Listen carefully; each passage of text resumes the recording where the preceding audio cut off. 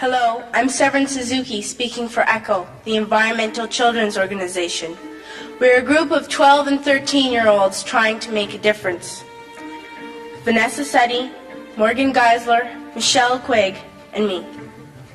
We've raised all the money to come here ourselves, to come 5,000 miles to tell you adults you must change your ways. Coming up here today, I have no hidden agenda. I am fighting for my future.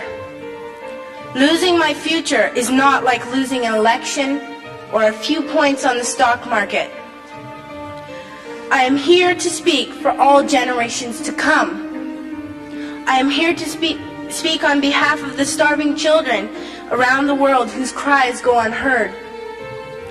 I am here to speak for the countless animals dying across this planet because they have nowhere left to go. I am afraid to go out in the sun now because of the holes in our ozone. I am afraid to breathe the air because I don't know what chemicals are in it.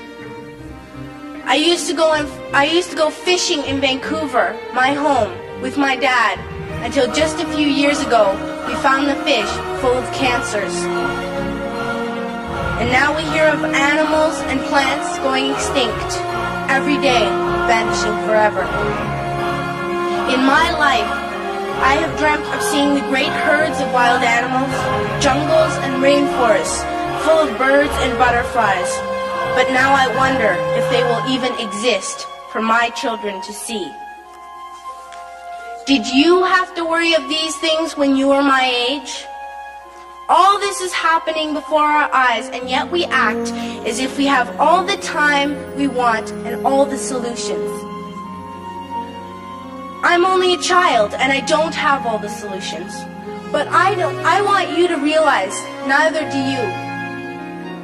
You don't know how to fix the holes in our ozone layer. You don't know how to bring the salmon back up in a dead stream. You don't know how to bring back an animal now extinct. And you can't bring back the forests that once grew where there is now a desert. If you don't know how to fix it, please stop breaking it. Here, you may be delegates of your government, business people, organizers, reporters, or politicians, but really, your mothers and fathers, sisters and brothers, aunts and uncles, and all of you are someone's child. I'm only a child, yet I know we are all part of a family, 5 billion strong, in fact 30 million species strong, and borders and governments will never change that. I'm only a child, yet I know we are all in this together and should act as one single world towards one single goal. In my anger, I am not blind, and in my fear, I am not afraid of telling the world how I feel. In my country, we make so much waste. We buy and throw away, buy and throw away, buy and throw away, and yet northern countries will not share with the needy. Even when we have more than enough, we are afraid to share. We are afraid to let go of some of our wealth. In Canada, we live the privileged life, with plenty of food, water, and shelter. We have watches, bicycles, computers, and television sets. The list could go on for 2 days. 2 days ago, here in Brazil, we were shocked when we spent time with some children living on the streets. This is what one child told us. I wish I was rich. And if I were, I would give all the street children food, clothes, medicines, shelter, and love and affection.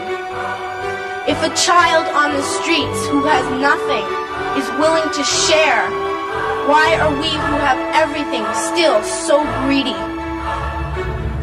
I can't stop thinking that these are children my own age, that it makes a tremendous difference where you are born. That I could be one of those children living in the favelas of Rio. I could be a child starving in Somalia, or a victim of war in the Middle East, or a beggar in India.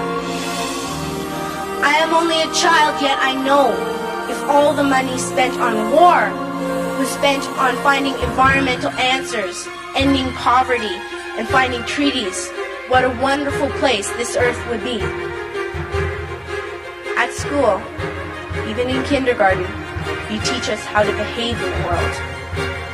You teach us to not to fight with others, to work things out, to respect others, to clean up our mess, not to hurt other creatures, to share, not be greedy. Then why do you go out and do the things you tell us not to do?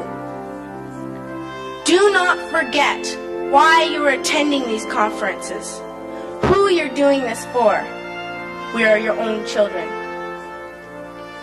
You are deciding what kind of a world we are growing up in.